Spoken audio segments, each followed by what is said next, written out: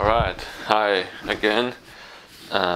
Yesterday we had a long channeling day, 5 hours of nearly, so to speak, channeling, and I noticed a few things that I was channeling, and then another guy who said, so to speak, was channeling, and then he, and then again me. And I noticed that the second time when you're channeling, it's much easier to get to in the channeling state in the same evening, because then you are, so to speak, it's more easy to let go. It's more easy to let go of your personality. So this was the thing I noticed, which helped me a lot. So anyway, I was trying to channel somebody with from higher realms, so to speak, from a higher density, so to speak, or from.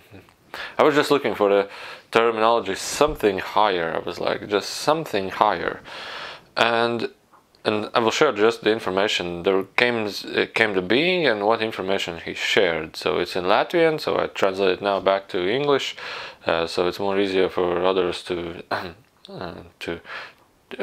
just for sharing. And no, I don't remember everything what was exactly said. It's not so easy to remember, but there came the being, and at first he started to share about that we have monitored or observed humans on, so to speak, your planet, and beings on your planet are like a noise, and so to speak, we have tried to study your logic, and we came across to a conclusion: there is no logic. The only logic we can find is that who is louder, and from my interpretation it means who shares his information, or who pronounces his opinion the loudest is, so to say, the truth, or is the truth. And then they said the people are like a noise buckets, loud noise buckets, empty loud noise buckets. If somebody screams louder, these all buckets start to resonate, and then they hit each other with opinions, with conclusions, with scenarios, with ideas. And it says it's like a circus. It's like a noise that never stops and drives around the world like a circus. And he said, and then they are this group of society like questioners who start to question, and they step aside of this ever around driving circus. There was like horses and like a chariot, like where you sit inside and the horses drag around. They always shake and noise and everything. And those are those who step outside and have a look at what's going on. They call them the questioners. And they question why, but why, but why, and so they greet those questioners. They are saying hello to those questioners, and then there were a couple of private questions, and then they started to talk about how I was understanding it, Buddhism. And then they started talking about Buddhism and enlightenment, and this is for me, most interesting part of this channeling state, channeling information, which I want to share right now. So it was like a story, so you have to decide yourself, or you have to just listen to it and make your own conclusion. So in channeling it's a little bit different. In channeling it was also like a story, but a little bit different. It was like, anyway.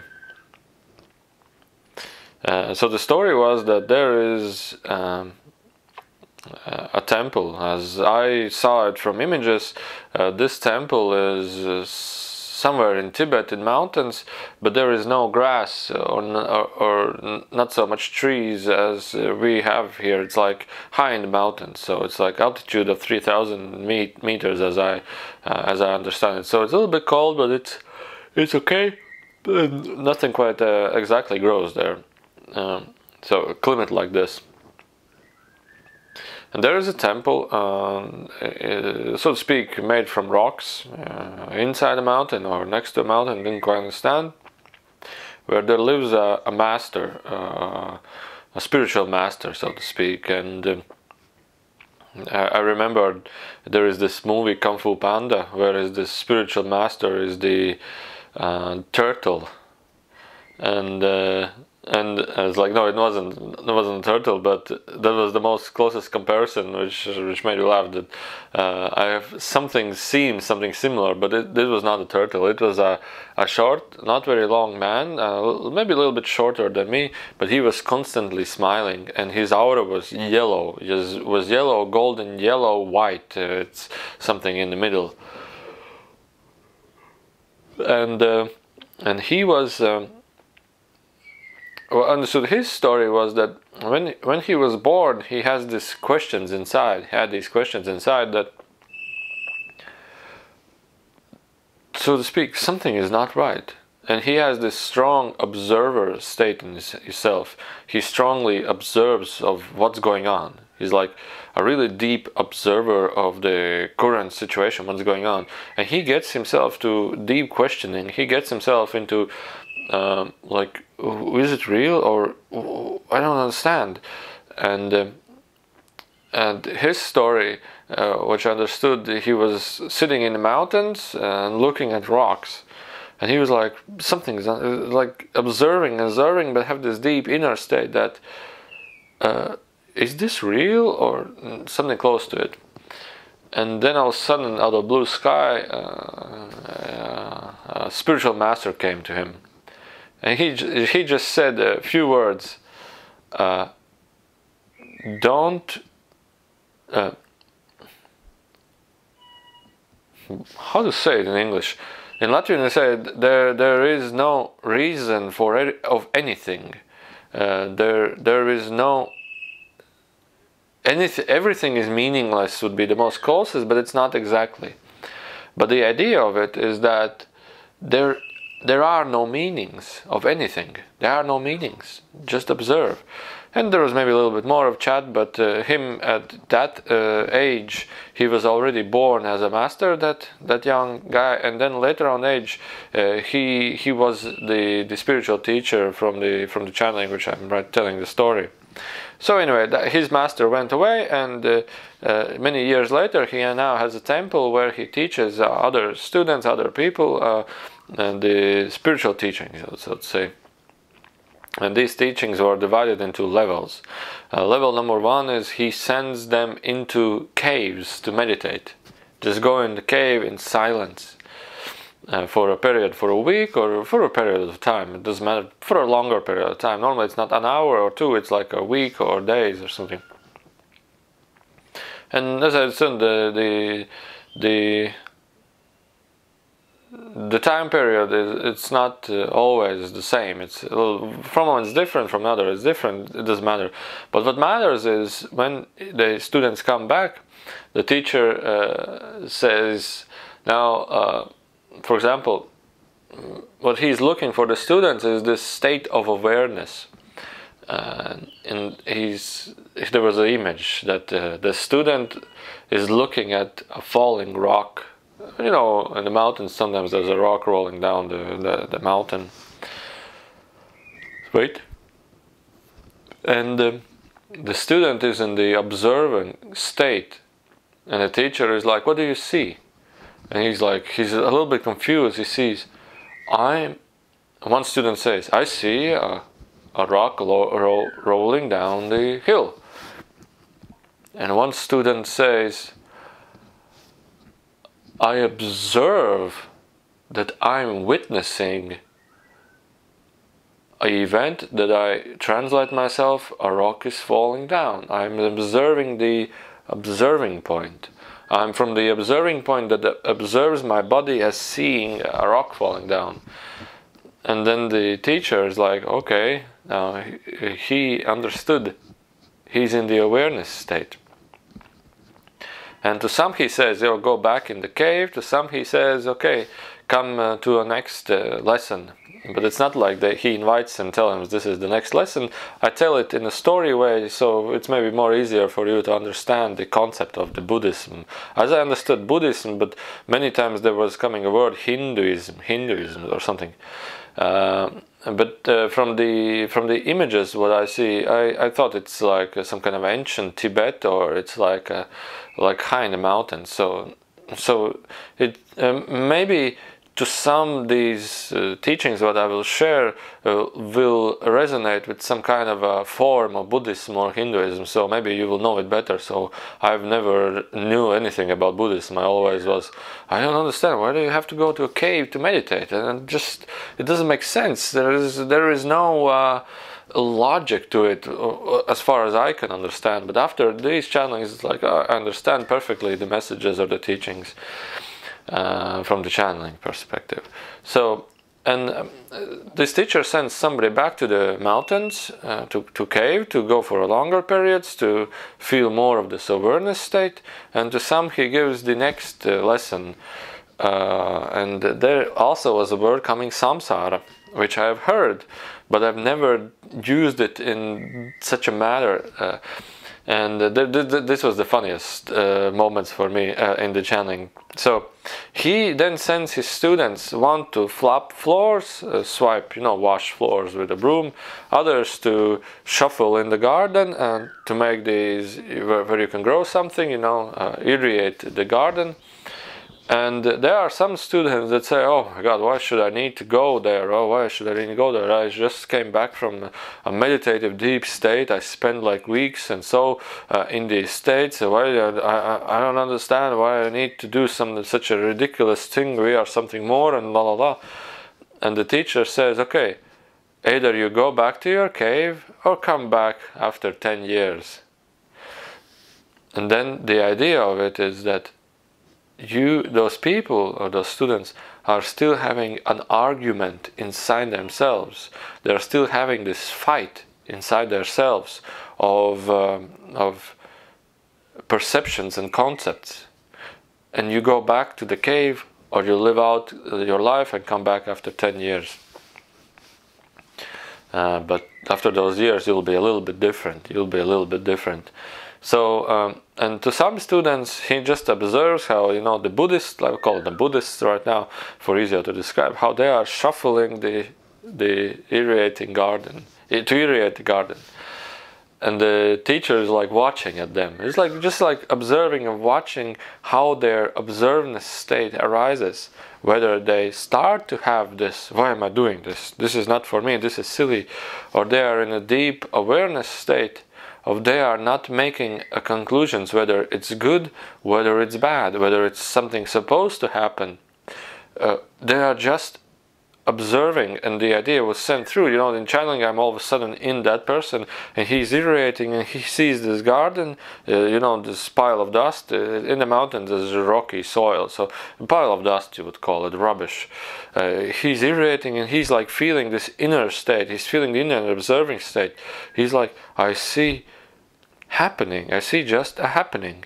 And he sees it and sees this, and understand from a movement he starts to feel inner bliss. And what the teacher is looking, whether they start to feel this inner bliss state.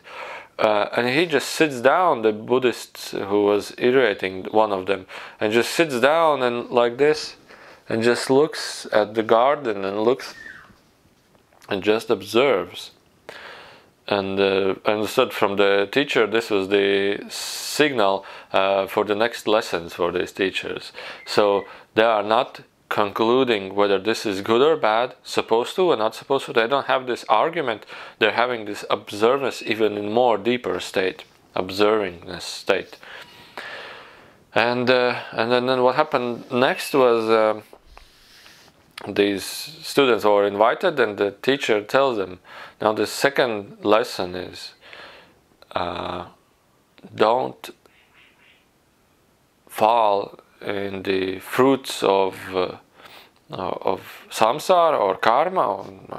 Maybe it was used differently, but I will tell it. What does it mean? And he was sharing image.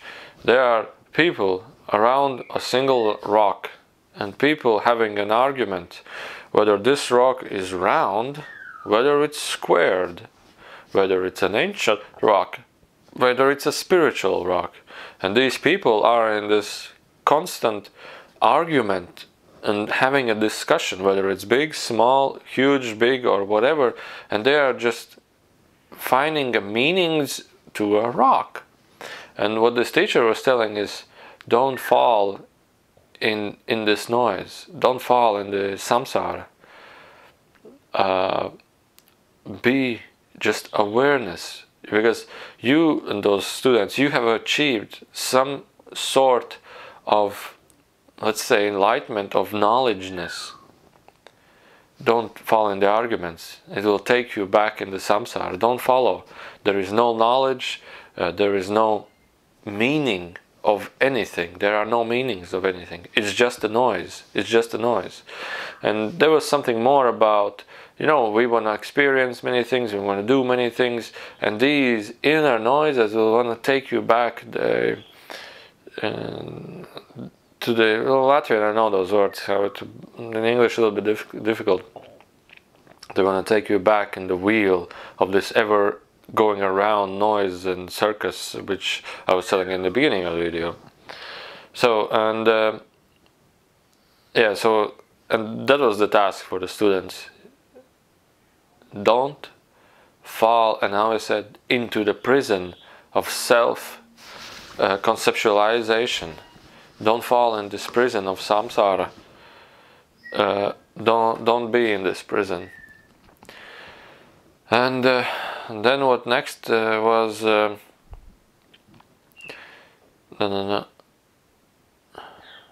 Maybe there was something. But anyway, continuing the story. Maybe there was something more, but let's just keep it a short and simple video. And then the next thing what happened was these self-freedom. Oh yeah, I remember.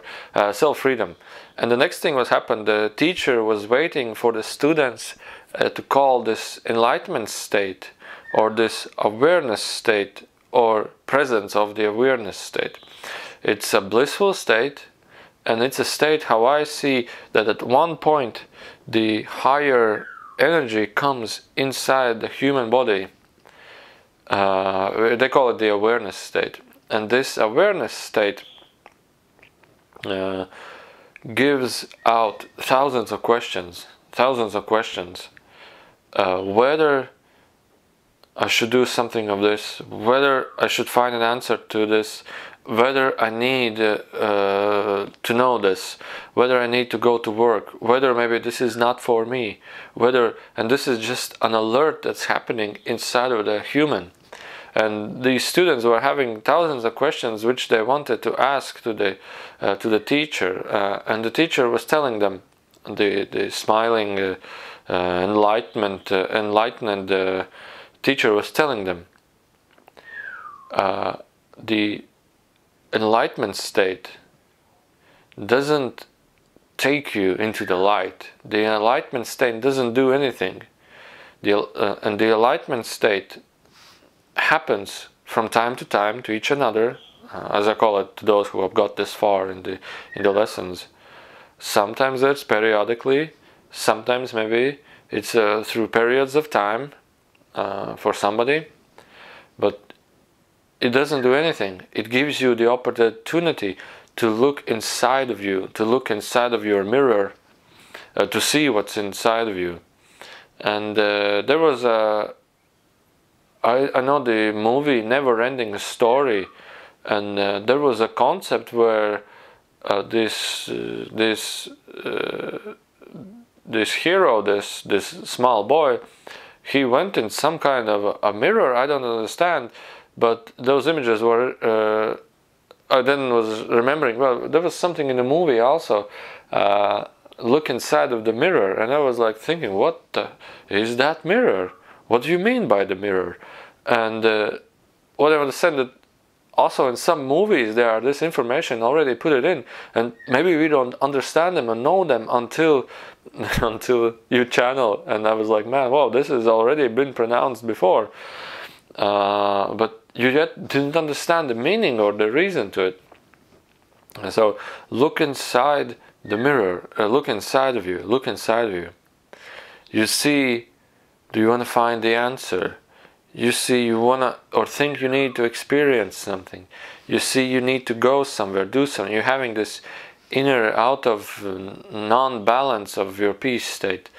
And they call it, this is the sarmi in Latvian language. In English it would be more closer, dirtiness. In dirtiness inside you. The images was in the first chakra center. All of you is pure, but the first center is full of things I need, things I must know, things I must find.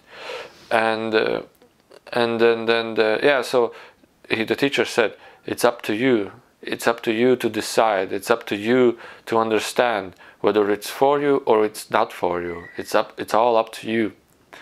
All I can tell you is to reach the enlightenment state. Those things are shown up to you, that you can feel them and release them, let go of them. There was this next lesson, I think it was the fourth already, which was releasing the dirtiness or the connection with the samsara, releasing the poisonous that drags you back into the samsara, into the never-ending circles of noise. And yeah, so what he said, this is the period of mantra chanting.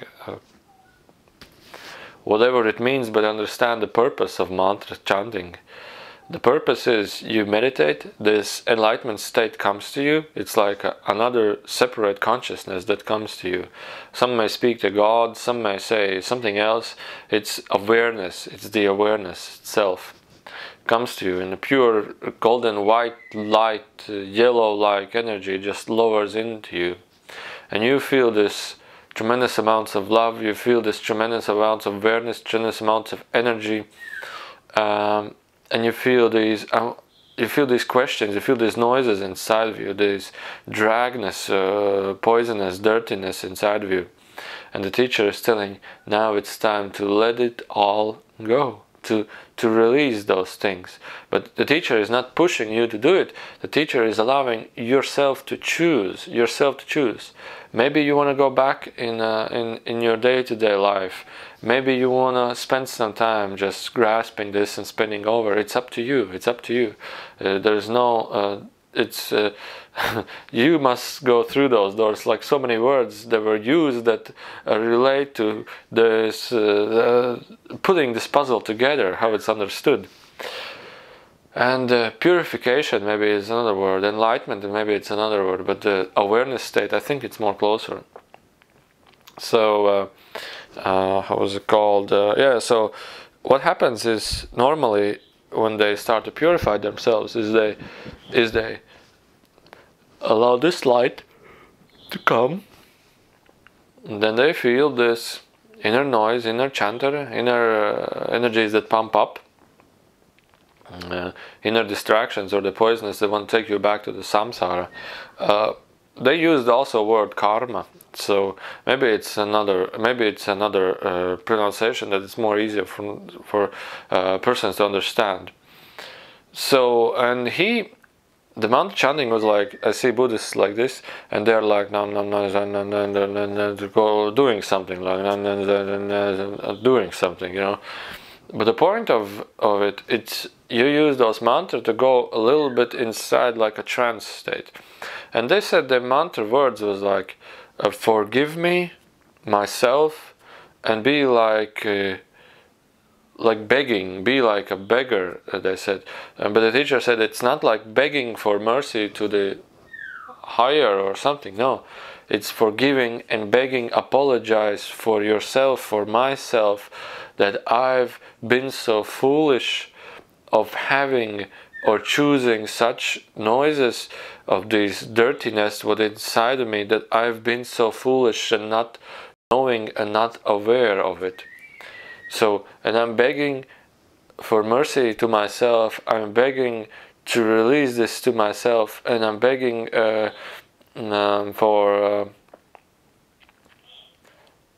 for apologize to myself, not to somebody, to myself. And in this chanting and this noise, just chant it over and over and release. And those energies, those sarms, or those dirtiness, or those energy blockages, or those deeper roots of causal will be released, and it's called purification, and it's called enlightenment. From what I understood from this channeling.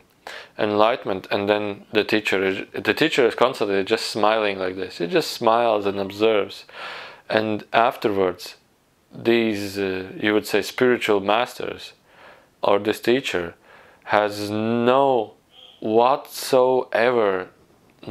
absolutely no questions about life. They have no interests, no groundingness, no attachments, nothing to the life. There's sometimes, I need to go to eat. They don't have it. They're completely clean. They don't have it. Maybe at one point they will eat something, but I want to eat. I need to go to eat. They don't have it. They're just completely pure and just standing and just smiling like this. They're just completely pure, completely without any attachments, with any samsara noise inside themselves, completely pure and just smiling, and constantly just smiling. And I remembered one dream when a Buddhist came to me. It's like a little bit out of body experience. There was a holy Buddhist coming into town, and I was like, oh my God, I need to visit him. And there was an opportunity that I met alone with him in his apartment here, or hotel where he was renting it. And I came to him with thousands of questions. It's a holy Buddhism. I want to be in the presence. I want to ask a couple of questions. And when I went inside his room, he was like, "Oh, hi."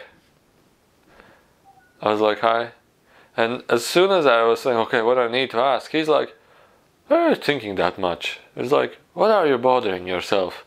I was like, "What?" And he's like, completely doesn't give a thing or a crap, or how you call it, about anything. And I was like, "But what do you speak tomorrow? You have like an audience full of people coming to listen to you."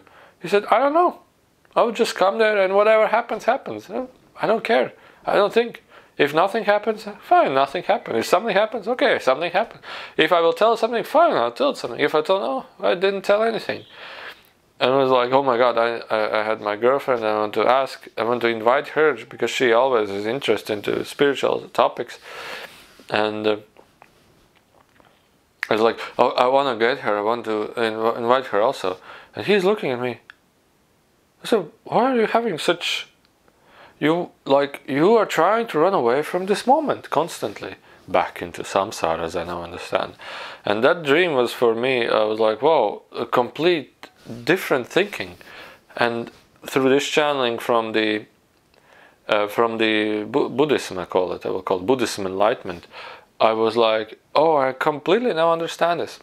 And there was another information in the channeling. There was these Buddhists now sit enlightened, like sit, and then I made a joke.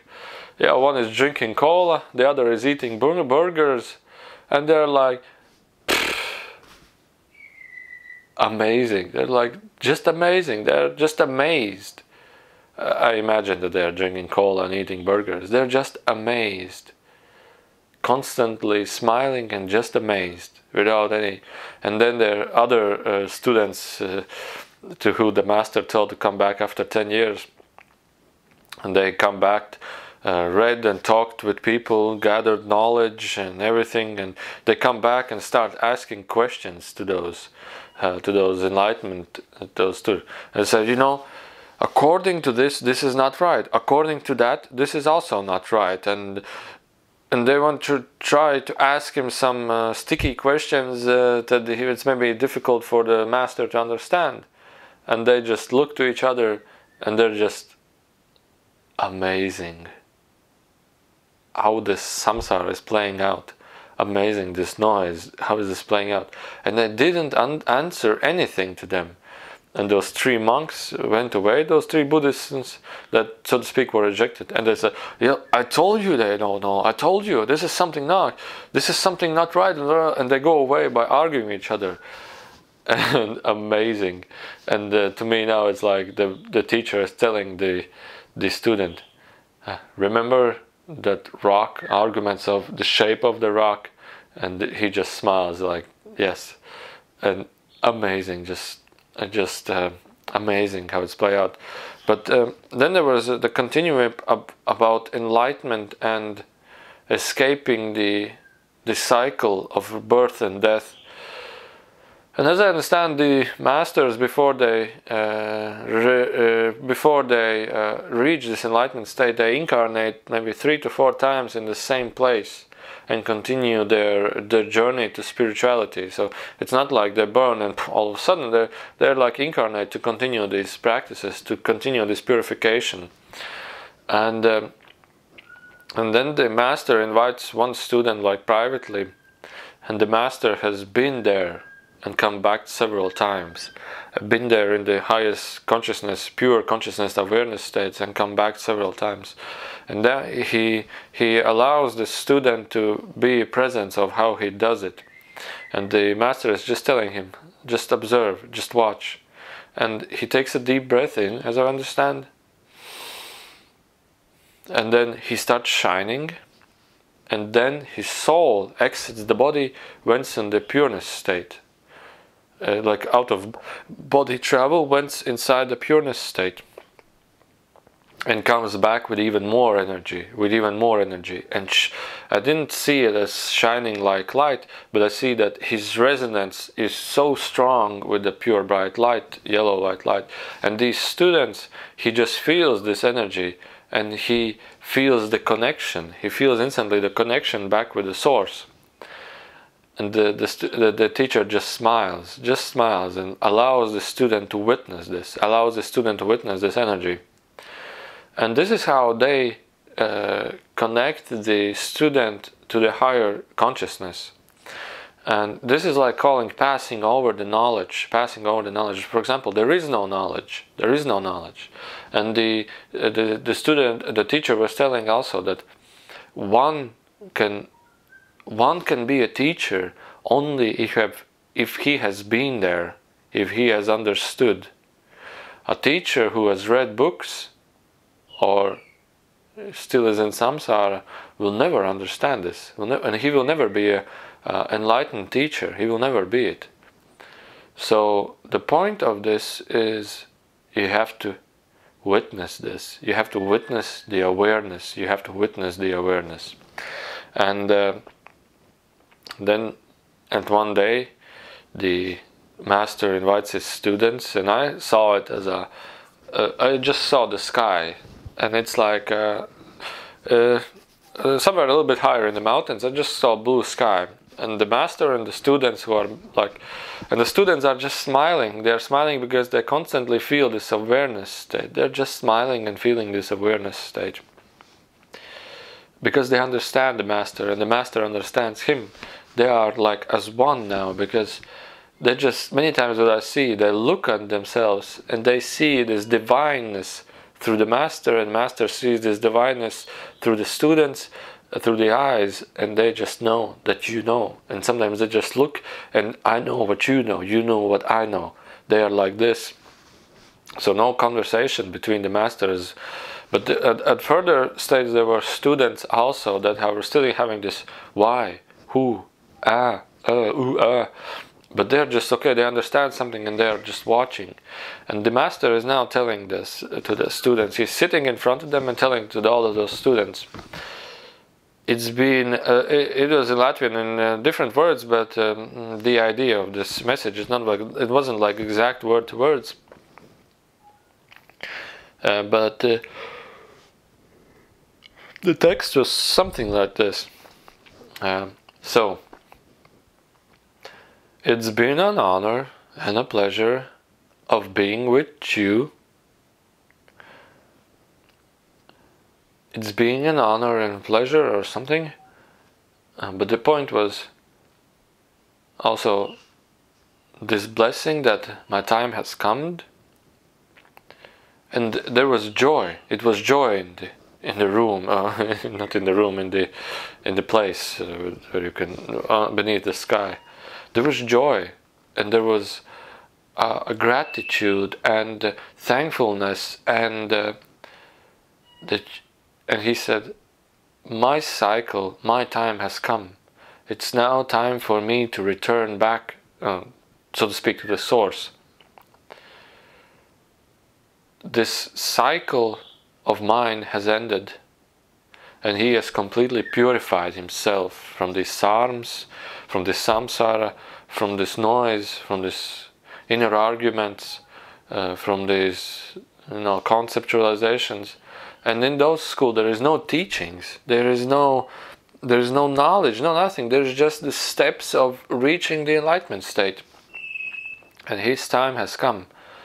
And he now leaves these 3 students who are sitting closer to him to carry on his teachings. And he said, a teacher can only be somebody who has witnessed this awareness state.